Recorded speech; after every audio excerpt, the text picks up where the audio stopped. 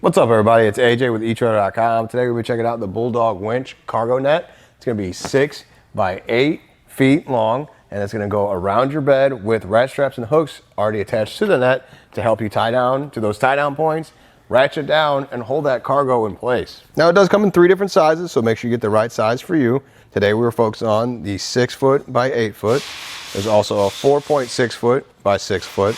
And there's also going to be the bigger one, the 8 foot by 12 foot. You can see the boxes aren't quite even, so that's good because that's what's going to help us. That cargo net's going to help not only hold down the boxes, but hold them together as well. You see, it's holding there pretty good. Not easy to shift that around because of those ratchet straps and the hooks that are on the anchor points towards the back of a truck and the front. It's not, you get that nice and tight, so it's pulling down on the boxes and holding them together. Now let's go over how it works. I kind of draped the cargo net over that half already. This is the last corner we're gonna do. I added some more boxes on the side too to make it an uneven load, just to show you how that would work out. Because like I said, hopefully it's gonna pull down on these and kind of hold it together so they don't slide around everywhere in there. So we'll come over to this last corner with our ratcheting mechanism and our hook. Bring it over the boxes. We're gonna aim for this anchor point here at the bottom of the truck bed. Now down here at the anchor point, we got our vinyl coated S-hook. I like that it's not just straight up metal, so it's not going to damage anything you attach it to. It's got a little wear and tear already with us hooking it down and tightening it down for pictures, but just wanted to show you what that looks like. We'll bring it down here, run it through our anchor point. It's already pretty tight, so we'll loosen the tension and try and pull it through a little bit more. I think we're good right there, actually. So then pull on the mechanism on the inside to get it in the ratcheting position. So then just turn this and you'll see it's putting tension on the net and pulling it down towards this corner. You gotta be careful, make sure you do it evenly so it doesn't get twisted up in there. Now with it tightened down, I'm gonna show you the 2 smaller boxes up here on top. I can hit that. See, it's not really moving.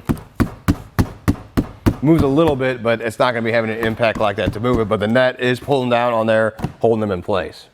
Something I really like is that the cargo net spreads all over the cargo, and the ratchet straps on the outside help pull that tension down on that net. So it's not just 2 ratchet straps thrown across or 3. This whole net is on the cargo pulling down.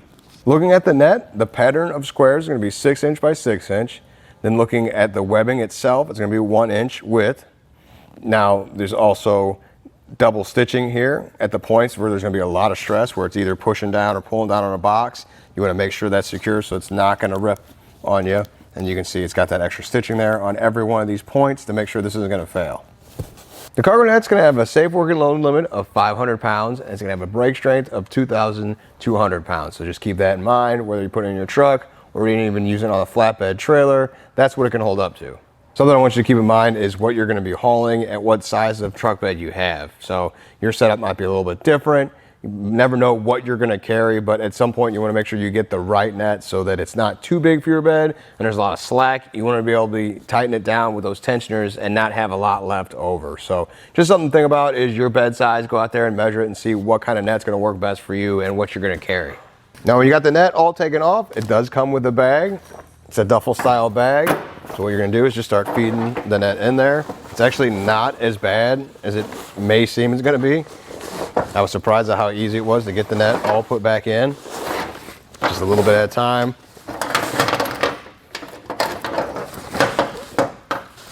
It might be a little tangled up when you put it out there, but it's nice that it has its own carrying bag so you know where it is and it's not just sprawled out in the back of your truck or wherever you're gonna go put it.